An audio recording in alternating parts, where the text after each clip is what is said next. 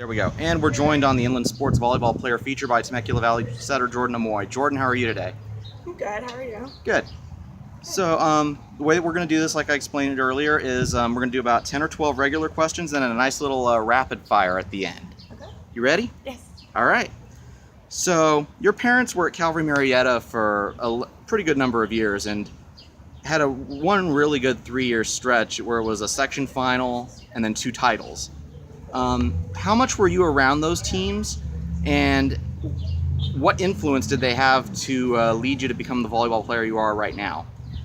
I was around those teams almost every day since I grew up at Calvary Marietta through all of 5th grade. And after school every day, I went to the gym and I hung out with them and I watched them. So growing up, they were really idols to me. They were stars, and I just wanted to grow up to be like them, winning titles, and I saw them every day, and it's a big influence for why I chose volleyball over soccer. Okay. The Southwestern League is regarded as probably one of Southern California's, if not the state's, toughest leagues. What have you learned going up against that level of competition night in, night out? It helped me realize that there's no easy teams, and you can never take one play off with those teams. If we had a lesser league, our team may slack off or not try as hard, which isn't what we want in a program. So it really helped us play together and power through other teams, even when we might not be predicted to be better than them. Okay. All right. And a couple of weeks ago, we did see that you verbaled to Cal Poly San Luis Obispo.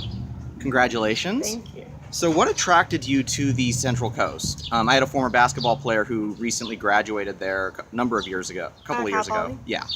Yeah. After a long time trying to figure out what I wanted, not alone the area was amazing, but the school itself, I have the opportunity to play beach as well as indoor, and I really love the girls and the coaches that I met there. And the school is just beautiful, and I've always been a California girl. All right.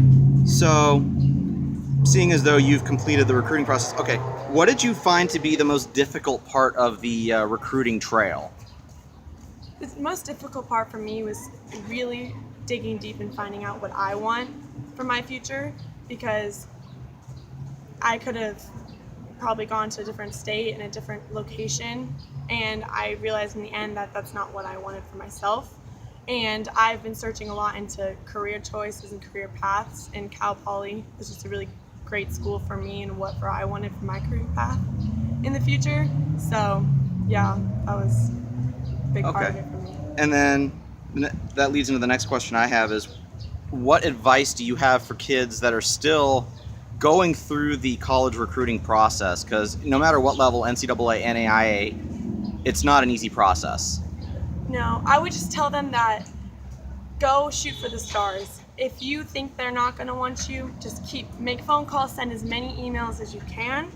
You never know what's going to come out of a small email and communication, and really build the relationships with the coaches, be on top of it, and you'll find the place that's meant for you. Okay. All right. So we're going to go back to last season for this one. Last season, you guys had a pretty high seed in the Division I playoffs, but were knocked out on the second night in a match that I happened to be working. Describe how that early knockout has motivated your entire squad for this year to say, hey, we belong playing on Saturday night. We belong playing at Cerritos College. Yeah, I feel like we are more motivated because of that knockout from last year, because we wanted it so bad to get farther than we did, and it's just motivating us more to work harder in the gym, day off, weights, with our new coach too, because we have another chance to go far. And we realize how if you don't keep persevering through it, it can be slipped right out of your hands like last year, and we don't want it to happen again this year. How much do you think having that bye maybe the first night played into the performance that you guys had that second night? I feel like it gave us a lot of confidence, which we might have used the wrong way, because we had that break and then we were like, oh, we got the bye, but we needed to show up more than we did for the second round. But it was good for us to get a bye because we got farther, but I think it could have boosted our confidence a little bit too much. Yeah, the Tuesday bye is always a tricky thing for Yeah. coaches. Do you practice? Do you try to scrimmage through it? Yeah. Do you just take a day off? There are different ways of handling it. Okay. Any personal or squad goals for this year? Our squad goal is to definitely win league again, like last year. We had our team retreat last weekend in Big Bear, and we talked that we really want to do that again. But then our other goal was to make it past the second round to beat our own record last year. And personal goal, I wanted to try and beat my own setting assist record at the school. Okay. So I go for that one. All right.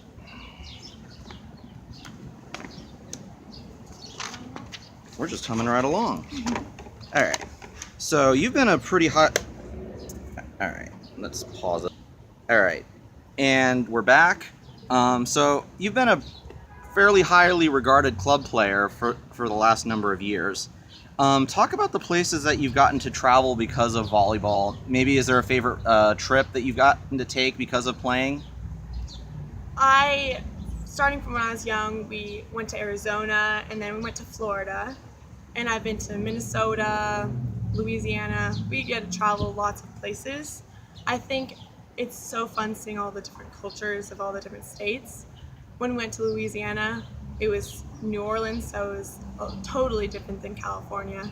And it was fun just to see all the different types of food and different types of people. So New Orleans was fun. And Minneapolis was fun too because it was really green and pretty there. But I love traveling because of JOs and Florida and all of those big tournaments. Okay. So you had mentioned your career plan. Cal Poly had the career plans that you were looking for. So what are you looking to do when you've completed your collegiate and possibly professional career? I'm looking into engineering because I've always loved math and science. Okay. And they have several different types of engineering at Cal Poly, so I haven't decided which specific one yet, but Okay. All right. So seeing as though you are an incoming junior, what's your favorite non-volleyball memory at Temecula Valley so far? freshman year, on the first day of school, we had a big rally on the football field, and everyone was told to wear their gold shirts, and it just was really exciting for me coming in, not knowing very many people at Temecula Valley, and it was a lot of spirit, which is what I was looking for in high school, and it really got me excited for all the 4 years coming. Okay. So, you had mentioned, next question is, what other sports did or have you tried besides volleyball? I grew up playing soccer first for five club seasons. Okay. And when I was 9, I played soccer and volleyball in the same year, and it was just a lot, time-wise, traveling-wise, so I had to choose that year.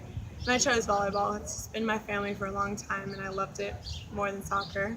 And then I started beach the same year. Okay. So I do beach and indoor, but other than soccer, those were the only sports I ever did when I was visiting. Okay. And then, okay, what does playing high school volleyball teach you that you can't get anywhere playing club? The atmosphere for high school is just so much, it's not more exciting, it's just so different.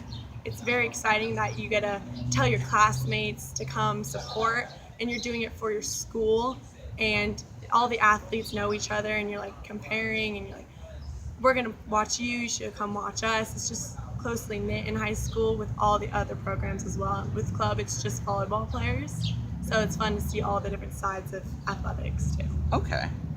All right. Well, we reached the end of the regular questions. Now we're going to go to rapid fire. So, favorite subject in school? Math. When you are off the court, where are we likely to find you? The beach or with my friends and family. Okay. What are we likely to find on your iPad, Pandora, or Spotify right now? I have a lot of different types of music, and I use some social media, but I don't use a lot of games on my phone or Okay. anything like that. Do you have any game day superstitions? No, I'm not really superstitious. I just want a good warm up usually with my team. I don't personally put headphones in and isolate. I like being with my team. Okay. Favorite vacation spot? Tropical. When we went to the Bahamas, that was Okay. my favorite. Favorite TV show? Friends. Favorite book? The Percy Jackson series. Okay. Guilty shopping pleasure. What's the one place you go that Dad knows to watch out for the credit card statement? Lululemon. Okay. Favorite restaurant? California Pizza Kitchen. Favorite movie? Ooh, that's a lot of good ones. A Walk to Remember. Okay. I'll tell you a story about that movie off camera. Okay. Favorite athlete? Misty May Trainer. Okay. Favorite pregame meal? With the team spaghetti was a good one. Okay. And this is going to be a good one. And Paige Leuhard gave me a pretty interesting answer. I want to see what your take is. If you were the queen of volleyball for a day, what would you change about the sport? Is there a rule change you would like to see? A